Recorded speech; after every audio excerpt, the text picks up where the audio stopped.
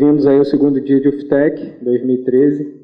Esse que é um evento aí que tenta aproximar mercado de academia, né, da academia em termos de pesquisa e desenvolvimento e produtos. E, bom, o objetivo de hoje, a gente tem um dia bem extenso. O objetivo de hoje é falar sobre algumas tecnologias bem bacanas, como o próprio NFC, pagamentos móveis, meios de pagamento do futuro, e outros temas mais ligados à mobilidade. Ontem nós falamos de cloud e de big data e qualidade de software, hoje mais essas outras tecnologias.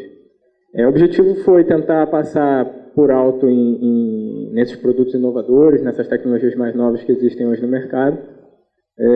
Eu acho que a gente está cumprindo bem. E a gente vai fazer a apresentação do lançamento do UF Mobile para iOS. Então, hoje é um dia muito especial para a gente. Nós desenvolvemos ele para Android, como vocês sabem, e hoje é o dia de lançamento da versão para iOS, para iPhone. Não corram para o Apple Store, porque já está lá, então não instalem agora. Estou brincando, pode instalar. E a partir de hoje também já está liberado aí. Parabenizar a equipe, daqui a pouco eles vão apresentar os detalhes da solução, um pouquinho do Android, um pouquinho do que foi feito para o iOS também. E no final do dia, um outro lançamento que para a gente também é muito especial, tudo muito ligado à inovação, que é o aplicativo do Buzuf. Então você vai poder ver a rota do Buzuf, onde que o Buzuf está, em tempo real. Então também seremos a primeira universidade a ter isso. Então, sem mais delongas, convido para a primeira apresentação do dia, uma apresentação aí que muito nos orgulha de fazer aqui em Niterói, talvez a primeira aparição de um Google Glass aqui do lado de cada poça. Então convido o Ricardo Longo, que é da Onofre, é uma empresa super bacana que a gente vai conhecer hoje, tá?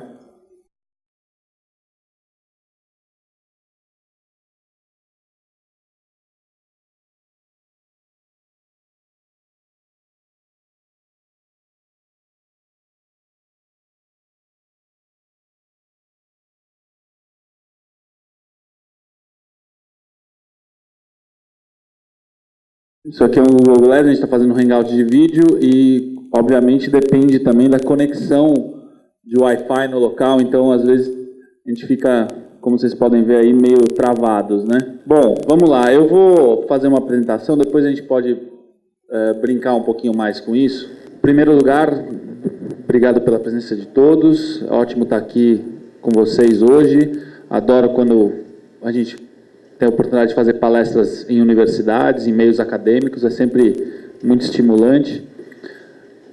E o tema da minha palestra hoje, eu vou falar para vocês um pouco sobre aquilo até que fez eu criar esta empresa, que é o que a gente chama de a união dos mundos online e offline. Antes de eu explicar mais ou menos o que é esse fenômeno, queria compartilhar com vocês aqui uma série de fatos e números do mercado, do que está acontecendo no mundo hoje, tá?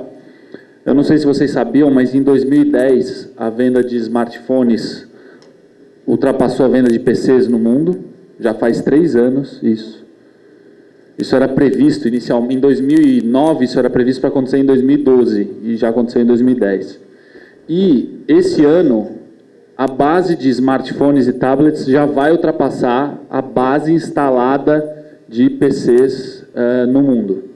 Então, isso demonstra... Esse ano a gente passa a ter mais computadores de bolso do que computadores de mesa ou de pasta. E isso, vocês que estudam tecnologia ou que estudam ciências ligadas a isso, vocês devem conhecer isso aqui, né, que são ciclos computacionais, mas para caso alguém não tenha visto isso, esses ciclos computacionais eles ocorrem mais ou menos a cada 10 anos e eles são sempre 10 vezes maior que o ciclo anterior. Isso aqui é uma escala logarítmica, né? Essa é a década do que a gente chama do ciclo computacional da mobile internet, onde a gente deve atingir pelo menos 10 bilhões de aparelhos que fazem parte, né, desse novo ciclo computacional. Vai ter muito rapidamente, vai ter muito mais devices mobile conectados à internet do que pessoas. Eu não estou falando só de telefone, estou falando de uma série de aparelhos como esse, objetos na nossa casa conectados à internet, nas empresas e por aí vai. Mas o que a gente vê é que, em 2015, o número de pessoas que usam telefones e tablets para acessar a internet vai passar o número de pessoas que usam PC para o mesmo fim. A tendência é que esse movimento se acelere cada vez mais, a gente está mais ou menos aqui, né, 2012, 2013, e você vê aqui que a curva de crescimento de base instalada ou de vendas desses devices é muito grande. Um outro gráfico que eu gosto muito de mostrar é esse que mostra a evolução do tempo que as pessoas passam online. E em 10 anos, de fevereiro de 2010, não, em 3 anos, de fevereiro de 2010 a fevereiro de 2013, a gente dobrou o tempo que a gente passa online, sendo que o crescimento se deu praticamente somente em smartphones e tablets. O espaço para crescimento aqui ainda é enorme também, se você for olhar, são 1,5 bilhão de smartphones hoje no mundo, e a gente tem 5 bilhões total, 5 bilhões de telefones no mundo. Então a gente tem 3,5 bilhões ainda de espaço para crescimento de smartphones. E se vocês pensarem, hoje em dia, né, ninguém mais... Vocês já foram em alguma loja de celular recentemente?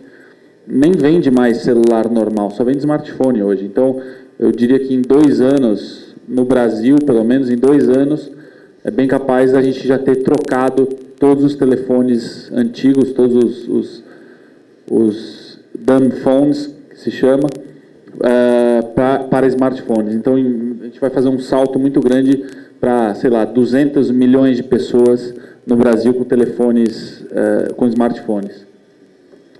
Não sei se outro jeito da gente encarar esse movimento todo é olhar, vamos dizer, para o mercado, para o resultado disso. E um resultado disso é que o Facebook já se tornou uma empresa mobile.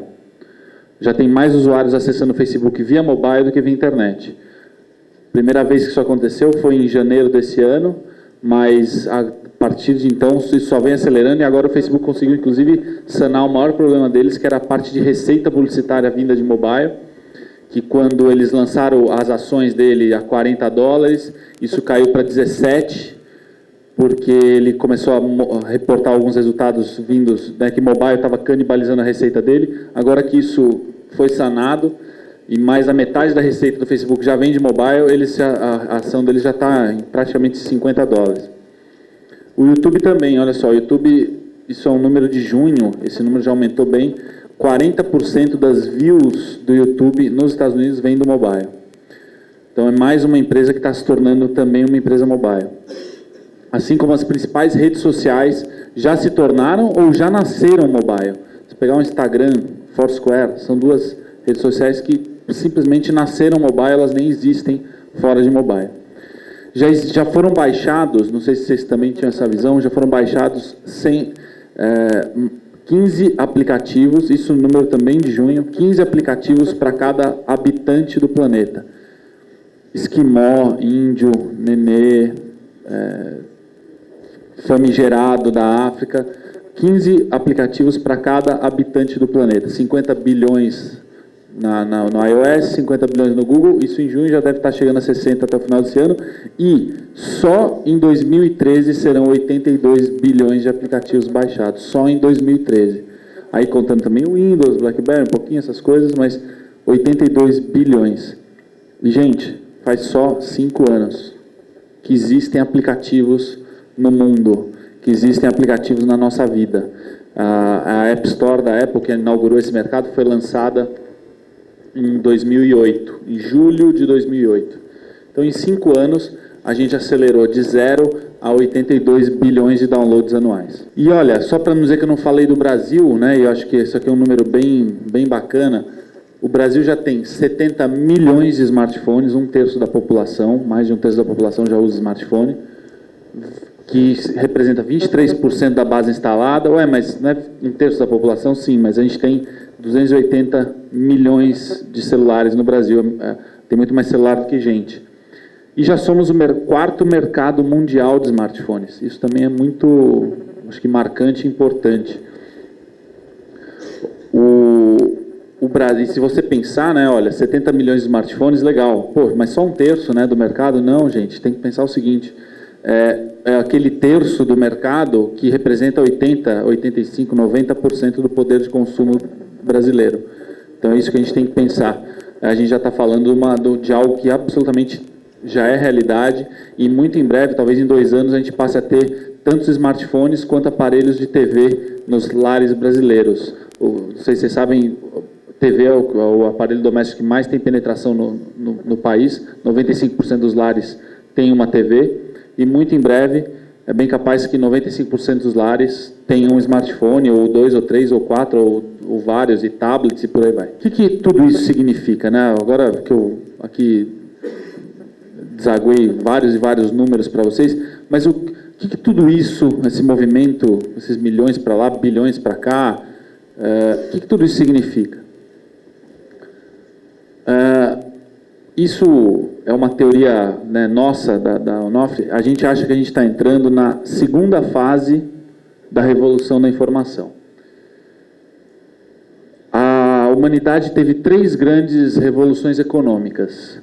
Isso está nos livros de história do ginásio, né? Então a gente teve a revolução agrícola, de 10.000 a 3.000 a.C., a gente teve a revolução industrial, nos séculos 18 a 20, e a gente teve a revolução da informação do fim do século 20 até não sei quando, a gente está no meio dela. Isso é história. Até a revolução industrial, ela teve 2 fases também, a gente vê nos livros de história, e aí o que nós defendemos, nós da Onofre defendemos, é que a revolução da informação também a gente devia separar ela em 2 fases. A primeira fase, de 1960 a mais ou menos 2010, do surgimento do transistor até a consolidação da internet nos computadores, nos desktops, notebooks, e uma segunda fase de mobile computing em diante. Mas por que a gente está fazendo essa separação em 2 fases? O que representam, o que seriam essas 2 fases? E o que a gente acredita é que a primeira fase foi a fase em que o mundo, entre aspas, online foi criado, onde passou a existir toda uma realidade paralela digital, feita de bits e bytes, informação passou a ser guardada e transmitida no seu formato digital. E a segunda fase da revolução da informação é quando o mundo online se junta ao mundo offline, se mistura. Não existe mais fronteira entre uma coisa e outra, o que a gente chama de online e offline revolution.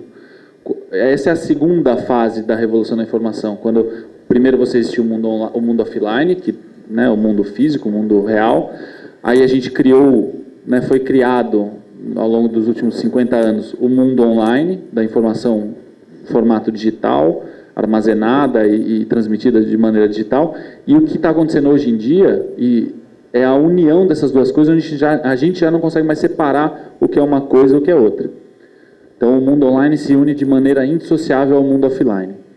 E a missão da minha empresa, só para vocês entenderem, é ajudar os clientes a quebrarem as barreiras e construírem pontes entre esses mundos online e offline nas suas propostas de valor. Antigamente, estou vendo aqui muitos jovens, talvez alguns de vocês não lembram, mas também estou vendo pessoas da minha idade, da minha geração. A gente falava, vou entrar na internet, né? Vocês lembram disso? Então você parava o que você estava fazendo, aí você ia até um computador, um oráculo, né?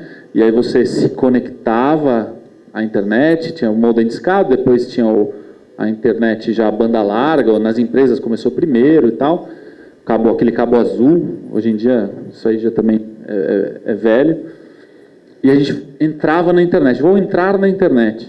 Agora, hoje em dia, como é que você pode dizer se esse casal está numa atividade online ou offline?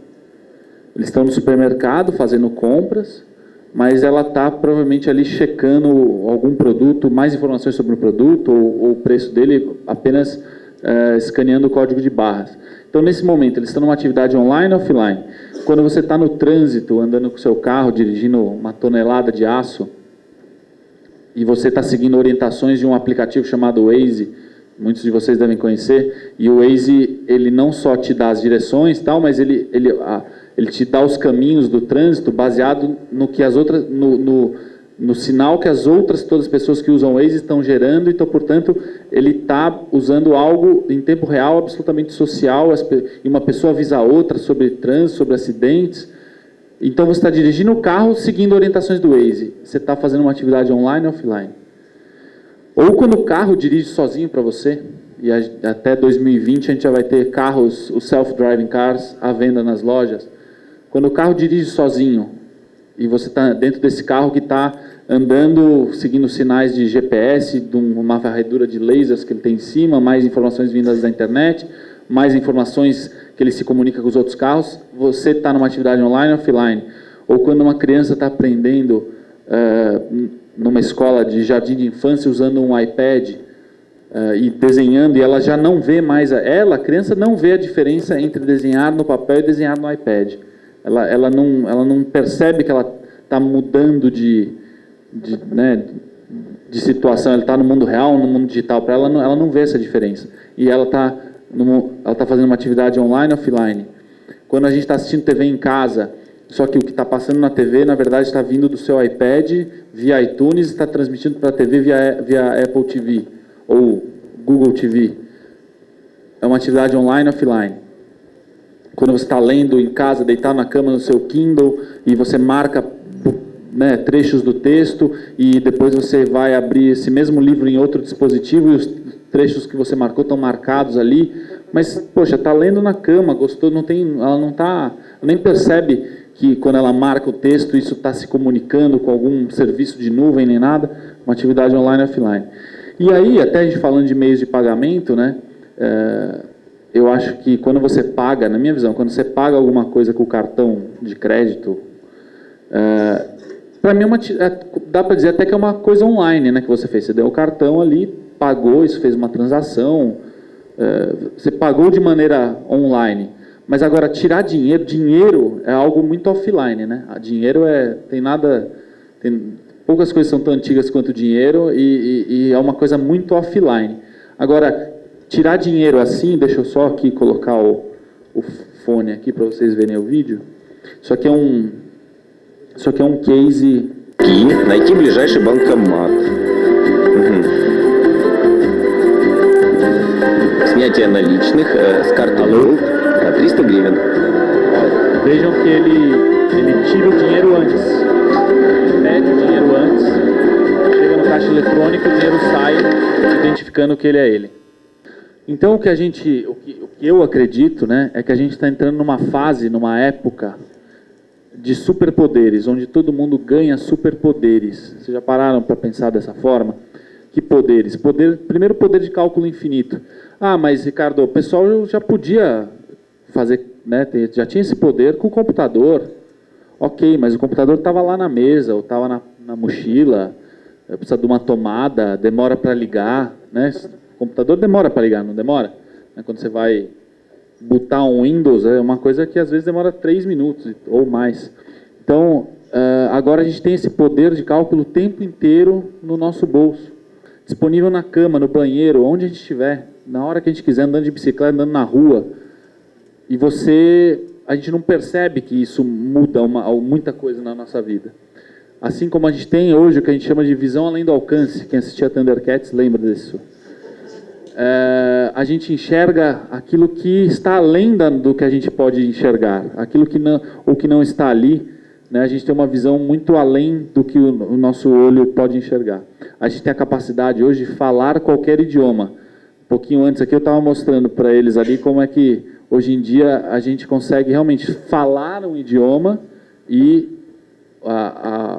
o celular fala o que você falou em outro, e aí a pessoa, se te responder, você ouve no seu idioma. Então, tudo isso, né, já em áudio, não estou mais falando só de escrita. A gente tem também uma memória infalível hoje em dia. A gente pode ser lembrado não só de ligar para minha namorada às 5 da tarde, mas ligar para minha namorada quando eu sair do escritório. E aí o device sabe que você saiu do escritório e ele te avisa, agora que você saiu, ligue. Ou passar no supermercado quando sair de casa. E aí, quando você sai de um lugar, ele te avisa e por aí vai. Então, esse poder também é maravilhoso. Quem tem filhos ou sobrinhos conhece. sabe o quanto é importante esse poder de hipnose que a gente ganhou sobre as crianças. Restaurantes, em viagens longas no carro, também é muito importante.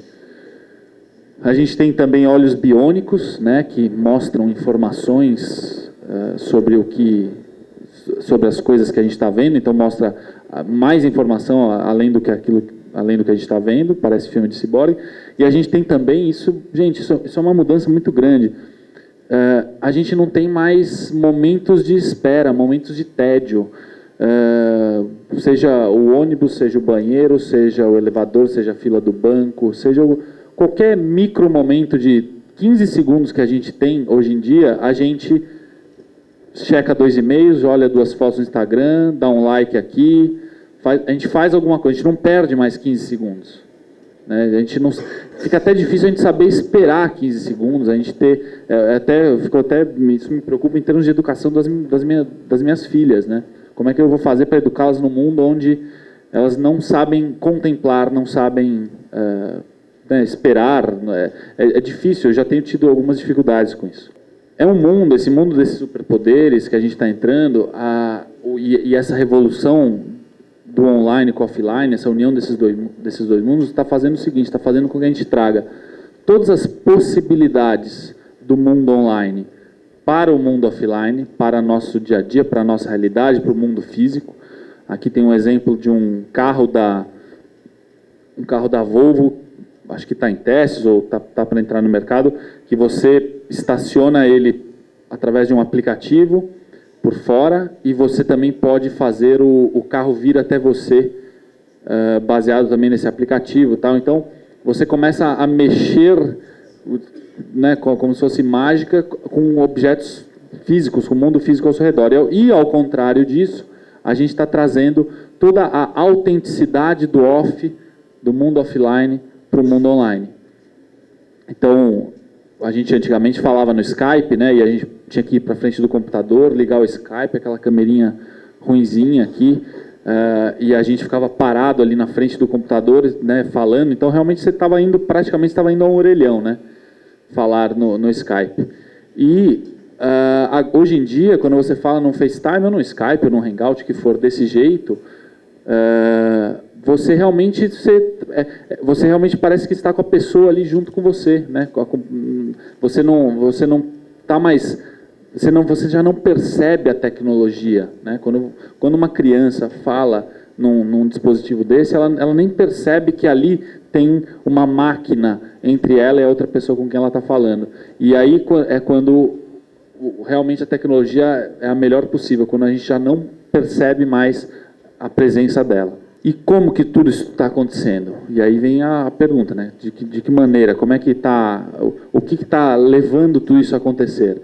E eu listei aqui, a gente elencou 10 vetores dessa revolução online e offline, 10 vetores que estão fazendo os mundos online e offline se juntarem. O primeiro e maior deles, mais importante, por enquanto, apenas por enquanto, talvez isso mude, talvez outro vetor no futuro seja mais importante que isso, mas que é mobile computing. Então, esse é o vetor hoje que mais está impulsionando essa união dos dois mundos.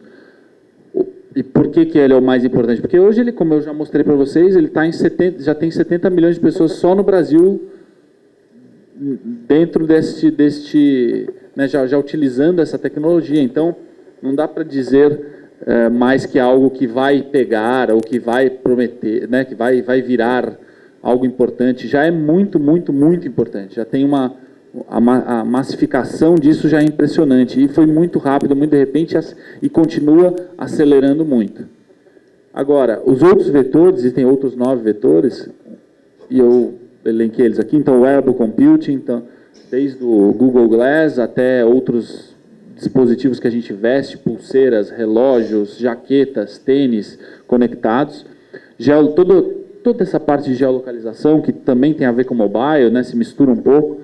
Cloud computing, big data, toda a parte de social, que também recebeu e cresceu, teve um impulso muito grande por causa do mobile. Inteligência artificial, impressora 3D, reconhecimento de imagens e vídeos e sons e gestos e outros estímulos. e Internet of Everything, ou Internet of Things, Internet das coisas, o que for. Então, esses são os outros 9 vetores da revolução online e offline. Está havendo, eu não sei se vocês estudam isso aqui na faculdade, na graduação, na pós-graduação, mas assim, está havendo uma completa transformação na interface com as máquinas. Então, até um minuto atrás, a gente interagia com as máquinas ou com os computadores através do que a gente chama de Graphical User Interface, ou mouse, né, ou, em português, claro, mouse e teclado. E a gente está passando a interagir de uma forma que a gente chama, é chamado de Natural User Interface, através de touch, de voz, de gestos. E uma coisa muito interessante sobre isso é o seguinte: quando a gente interage através de uma interface gráfica, a gente está interagindo com a máquina através de símbolos, símbolos que representam aquilo que você está fazendo na realidade.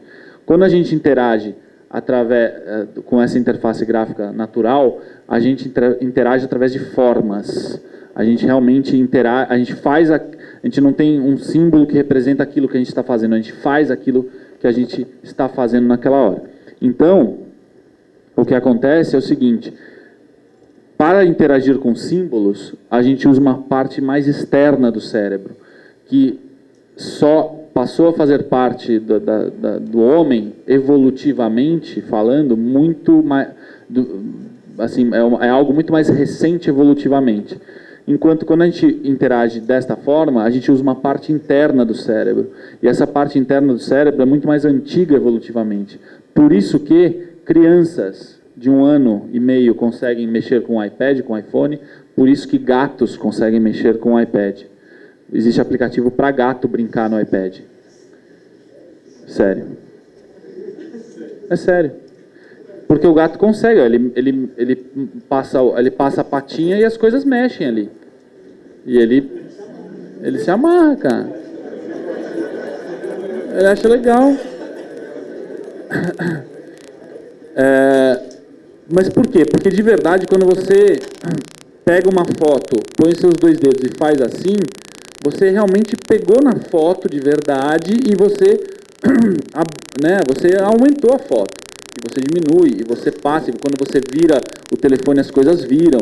É muito mais fácil de entender aquilo. Quando uma criança, né, vocês já devem ter visto criancinha destravando o telefone, e aí quando ela aperta aqui, tem aquela bolotinha assim que você desliza a bolotinha, você pega na bolotinha e desliza ela. Não é que você pega num negócio aqui, que mexe uma flecha aqui, e essa flecha representa, é um símbolo do seu dedo. Não, é o seu dedo que está mexendo. Então, isso é uma mudança muito grande. Por isso que crianças, nenês, velhos, muita gente consegue mexer muito facilmente com esse tipo de interface aqui.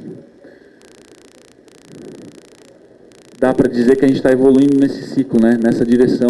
Então, a gente saiu de um telefonão daquele de 1980 e pouco para um iPhone, estamos indo para o Google Glass e quem sabe onde a gente vai parar? Ninguém sabe. Mas realmente é capaz da gente chegar a fazer esse movimento todo. Se a gente olhar um gráfico como esse, né, você pega aqui a primeira TV da RCA de 1946. Evoluímos e chegamos às TVs que a gente tem hoje. Estamos indo para a TV de 4K, né? Full HD já é passado, o negócio agora é 4K, que é 4.000 linhas de resolução. Em 1982 chegou ao mercado o primeiro celular, o Dynatac 8000, e a gente evoluiu até um iPhone 5S, Samsung Galaxy, não sei das quantas e tal, maravilhoso. E a gente tem o Google Glass que parece, né? Parece que o Google Glass está aqui embaixo. Só que de verdade, gente, o Google Glass está lá em cima.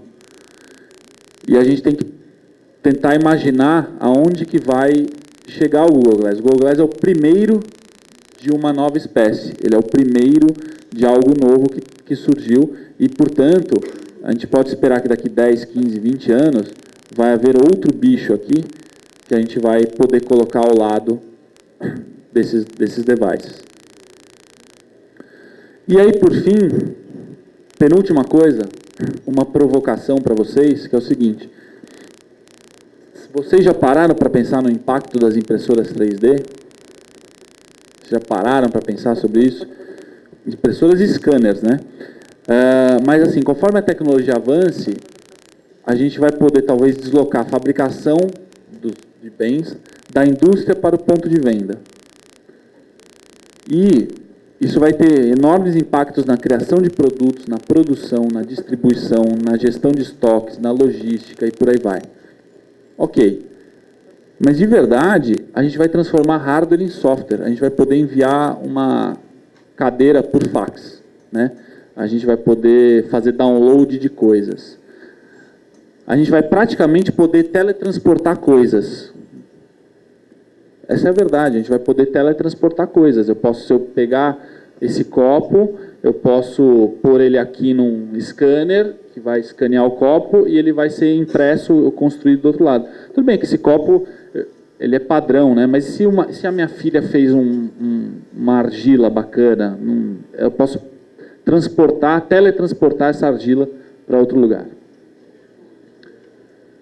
Então, também, se a gente pensar que existia a prensa de Gutenberg em 1450, e isso virou as impressoras... Essa é uma impressora caseira, né?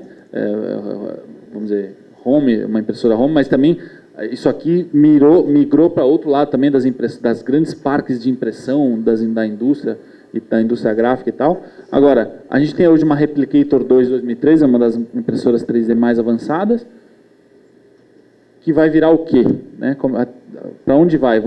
Existem já, não sei se vocês já viram, casos de impressão de órgãos. Né? Estamos imprimindo hoje órgãos que estão sendo implantados em pessoas, em ratos. Eu vi um rato com uma orelha implantada, assim, uma orelha de pessoa implantada nas costas.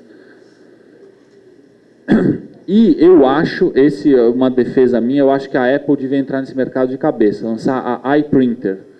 Fala-se muito hoje que a Apple perdeu a inovação, que a Apple não lança mais nada novo, que ela não revoluciona mais, mas eu acho que ela devia fazer um movimento desse. Ela devia lançar uma impressora 3D, suprimentos para essa impressora, um kit de desenvolvimento de objetos, assim como ela fez o SDK para a gente desenvolver softwares para o iPhone, e uma loja para você vender, para as pessoas distribuírem os seus desenhos, que podem ser depois impressos em casa, e as pessoas podem imprimir. A gente pode vender desenhos, as empresas podem dar desenhos, a gente pode distribuir de graça, a gente pode vender o básico, e a gente pode, vamos dizer, dar o básico de graça e cobrar os desenhos que vêm por cima, e por aí vai.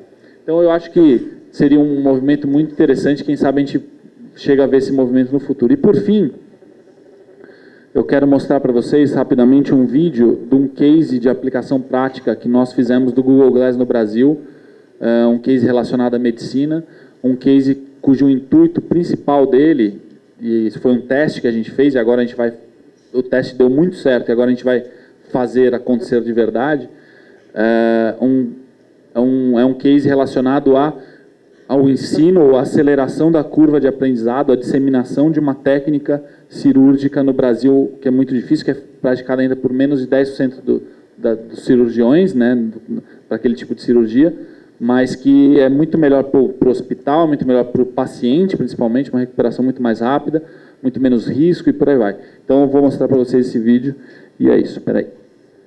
Oi, pessoal. Na última sexta-feira, dia 25 de outubro, em parceria com o Instituto Lübeck, que é um centro de ensino e pesquisas de técnicas cirúrgicas, a Onofre realizou a primeira cirurgia no Brasil utilizando o Google Glass. Durante o procedimento, uma colectomia direita por laparoscopia, ou em outras palavras, uma operação de retirada parcial do intestino grosso, fizemos duas experiências com o Glass.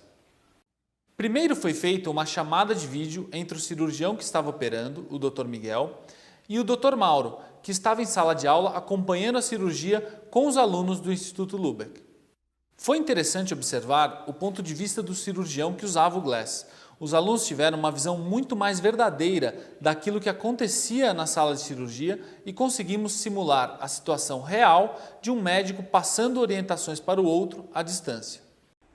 O segundo teste que fizemos foi o cirurgião poder assistir no próprio Glass a vídeos didáticos sobre os detalhes do procedimento cirúrgico em cada uma de suas etapas.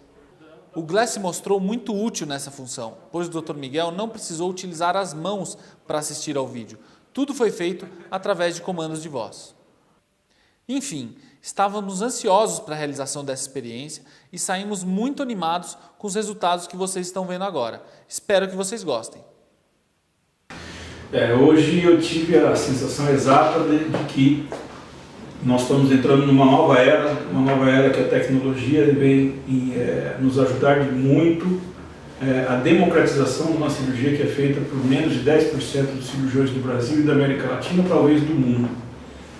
A sensação de operar com o Google Glass, passando um material didático, que é o vídeo Atlas do Instituto Ludwig, no monitor de cristal líquido, olhando o tempo todo, dá uma segurança muito grande para todo o procedimento, principalmente para aqueles que estão iniciando, mas mais ainda para também aqueles que já fazem a videocirurgia coloretal. Possibilidade ainda desta câmera externa fazer uma filmagem e que eu possa pedir opinião de um cirurgião mais experiente do que eu, ou do que eu possa opinar para um cirurgião menos experiente, faz com que a gente dinamize e democratize cada vez mais esse método que beneficia muito o paciente, traz benefícios imensos ao paciente, mas que, volto a dizer, menos de 10% dos cirurgiões do mundo realizam essa técnica de cirurgia. Eu acho que existem poucos momentos na vida em que a gente tem a percepção de que a gente está vendo a história se mexer. O que a gente fez hoje, sem dúvida nenhuma, é algo que a gente vai se lembrar daqui a algum tempo, sem dúvida. Independente se os resultados no momento são aplicáveis ou não. O fato é que o que a gente viu hoje é que um grupo de pessoas ou uma pessoa à distância pôde olhar exatamente o que um cirurgião estava vendo com os seus olhos. E ao mesmo tempo, esse cirurgião teve a capacidade de transmitir e receber de volta um retorno, uma avaliação de alguém que poderia estar em qualquer lugar do mundo. Então, a tecnologia às vezes nos coloca uns aspectos que a gente percebe que alguma coisa mudou. Como nós tivemos como celulares e outros eventos mais. Então eu acho que nesse aspecto o Google Glass, sem dúvida nenhuma, é algo revolucionário. E a gente está vendo algo que vai mudar muito aqui para frente. E a aplicação disso na área cirúrgica, de uma forma geral, é de grande importância, porque a gente sabe muito bem a necessidade do cirurgião, frequentemente, de poder contar com outras opiniões mais experientes, centros diferentes. Então, tudo que evolui no sentido de democratizar a atividade cirúrgica tem um grande impacto para que mais pessoas sejam bem tratadas. O Instituto Ludwig foi criado em 2008 com a filosofia de transmitir e democratizar a videocirurgia coloretal pelo Brasil. Criado sobre uma plataforma extremamente rígida de materiais didáticos e treinamentos, a gente conseguiu avançar muito.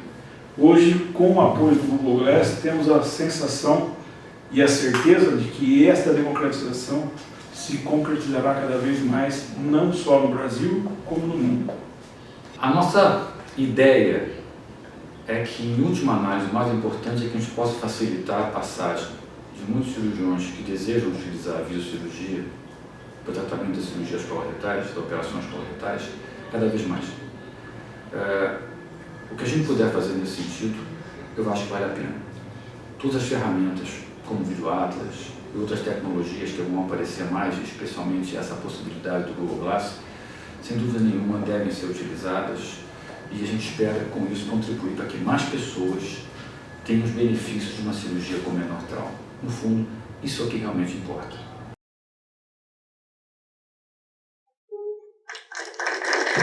Espero que vocês tenham gostado.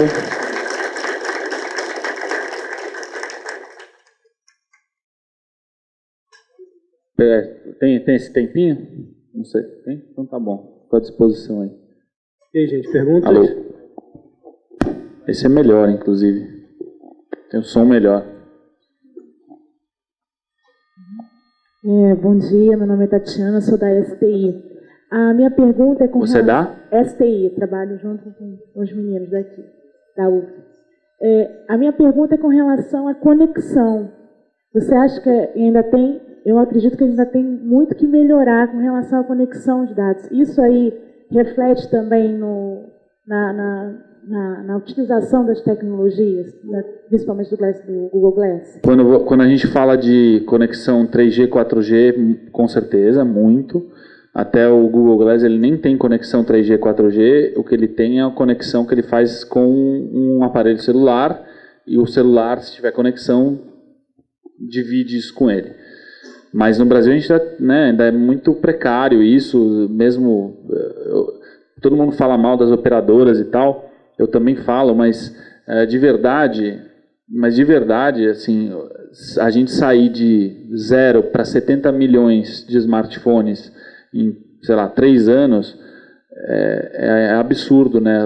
E mesmo eu que já tinha um smartphone há 3 anos, hoje, se eu pensar o quanto eu utilizo hoje de 3G, fora o Wi-Fi quando eu tenho nos lugares sem Wi-Fi, mas mesmo de 3G, o que eu utilizo hoje é tão mais do que eu utilizava antes, porque os planos são mais baratos, porque hoje tem muito mais coisas à disposição para você fazer com isso, vídeos, e, né, uma série de coisas que você faz hoje em movimento que você tem à disposição. Então, eu não tenho dados sobre isso, mas acho que o volume de dados trafegados por 3G no Brasil deve ter multiplicado por 50 em 3 anos. E acho que, né, male a gente está, né, cada ano, esse ano foram 30 milhões de smartphones vendidos, e está todo mundo usando, está todo mundo navegando. Então, ainda temos um problema, mas é um problema meio difícil de resolver, porque a gente sempre vai achar ruim, a gente sempre vai ter, sempre vai ter muita gente entrando nesse mercado, e sempre o consumo vai estar crescendo, então sempre a gente vai estar aquém do que a gente queria. A gente vai sempre utilizar no limite. Agora, quando você fala de Wi-Fi, aí é muito mais fácil, e aí para, vamos dizer, ocasiões como essa, se você realmente precisar fazer algo dessa forma, como a gente male fez aqui hoje, né? Mas quando é uma cirurgia, você pode realmente deixar um Wi-Fi totalmente dedicado. Tem padrões de Wi-Fi que são melhores, tem o N, tem o G, tem o não sei o que, tem vários, eu não entendo nada disso, mas sei que existem padrões. Então dá realmente para você conseguir ter uma conexão num momento desse especial, dá para você conseguir ter uma conexão dedicada muito boa, e não tem... É só se dedicar a isso, um pouco que você consegue. Oi, bom dia, meu nome é Guilherme. Você mostrou ali mais cedo a foto de um carro no slide, você falou da tendência das coisas a se integrarem com o meio digital, mais tarde você voltou a falar da internet das coisas. A minha dúvida é que tipo de coisas você acha que vão se popularizar nesse meio digital? Coisas que vão interagir com a internet e participar dessa revolução que você falou. Eu vi outro dia o exemplo de um carro que você abria ele pelo celular, por exemplo. Olha, essa pergunta vale não 1 milhão, mas $1 bilhão, né? Quem tiver a resposta, com certeza, vai ficar muito rico no futuro, mas... na minha opinião, eu acho assim: primeiro, carros com toda certeza. Eu acho que tudo que tem uma vantagem econômica, por princípio, tudo que tem uma vantagem econômica em ser conectado vai ser conectado, né? É a lei natural da economia. Então, carro, tenho certeza que em 2020 a gente já vai ter carros sendo vendidos, carros sozinhos sendo vendidos, e acho que isso vai ser muito forte, primeiro no transporte público, no transporte de cargas, onde isso realmente vai fazer uma baita diferença em termos de acidente, segurança, economia de combustível, economia de pneu, e uma série de outras coisas que vão economizar tanto dinheiro do dono daquele negócio, daquele business, que acho que isso vai ser muito adotado. Realmente, isso que você falou é verdade. Hoje já existem carros conectados que abrem sozinho através do aplicativo. Tem uma empresa nos Estados Unidos chamada Zipcar, que você tem então carros estacionados assim na rua, né? qualquer lugar. Aí você abre o seu aplicativo, vê onde é que tem um carro da Zipcar, você é cliente da empresa, aí você chega perto do carro, aluga aquele carro, ele destrava, você liga ele, sai andando, chega em outro lugar, para o carro tranca e pronto. E você pagou só pelo trajeto, por aqueles 20, 30 minutos que você usou o carro. E isso já tem outras iniciativas parecidas em outros lugares e tal. Então, acho que carros em geral, isso vai acontecer muito. Acho que a gente já tem aí uma boa dose de pulseiras que se conectam. Já tem várias no mercado e quanto mais elas conseguirem trazer valor para as pessoas, elas vão se disseminar. E algumas já trazem toda essa parte de feedback, de exercício, de gasto, de caloria e tal, e elas estão evoluindo, estão passando a trazer mais informações.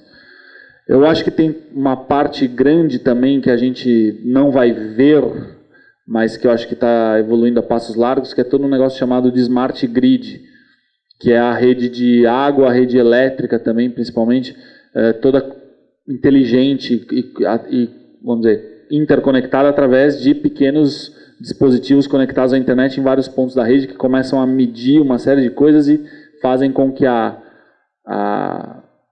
o uso desses recursos seja muito mais otimizado, cobrando tarifas diferentes, em horários diferentes, ou dependendo de outros fatores, e aí a gente vai conseguir economizar esses recursos.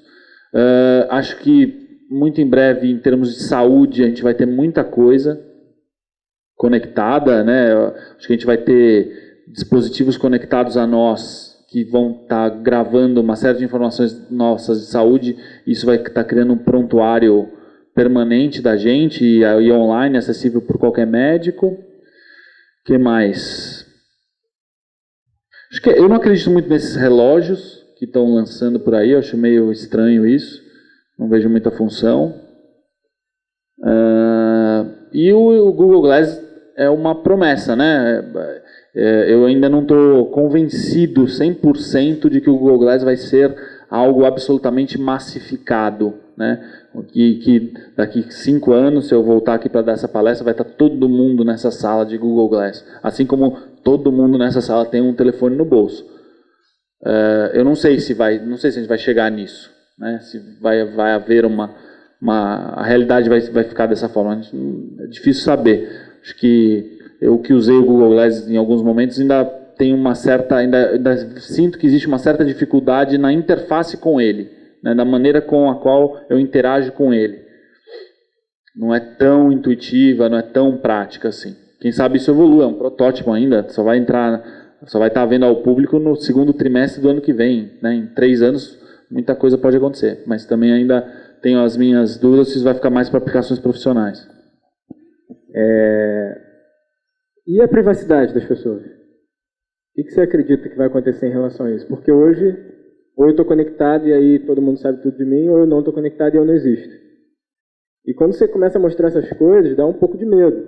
Você não tem esse medo? O que você e o Onofre pensam sobre isso? Eu acho que isso é uma questão Eu acho que isso é uma questão que vai ser importante, que a gente vai ter que tratar, mas eu não tenho medo não, eu sou otimista. Eu acho que vai dar tudo certo, eu acho que a gente vai saber lidar com isso. Se você pensar, hoje, essa questão da privacidade já deveria estar muito grave, né? Hoje. Porque hoje você pode entrar no vestiário de uma academia e sair tirando foto por aí sem ninguém ver. Você pode... Esse negócio de Google Glass, muito legal, tá? Mas hoje, se você quiser, já existem óculos que tiram fotos, né? É muito usado em pesquisa de mercado, em mystery shopper e coisas do gênero, filmagens escondidas de nego levando propina. Câmera para isso já existe, né? Então, a gente já está num mundo onde a privacidade é uma questão e tá tudo bem, né? Tem questões, óbvio. A gente ouviu um caso de uma menina que alguém tirou umas fotos dela e aí pôs na internet, e ela está tá sofrendo bullying na escola. Mas assim, são casos, né, isolados e tal. Então eu acho que, não sei se você sabe, na Rússia, que todos os carros têm câmera também, tem uma coisa que também está... Mas acho que está todo mundo lidando bem com isso. Eu sou otimista. Acho que a gente vai aprender naturalmente a continuar com a nossa privacidade. Legal.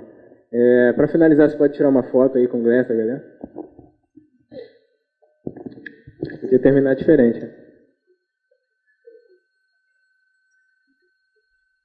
Ok, Glass?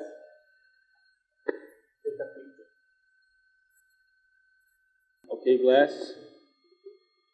Record the video. Ok, Glass. Share with Bruno Olímpio. Bom, vamos esperar, vamos ver se compartilha, né? Gente, vamos agradecer então ao Ricardo, obrigado. Sensacional.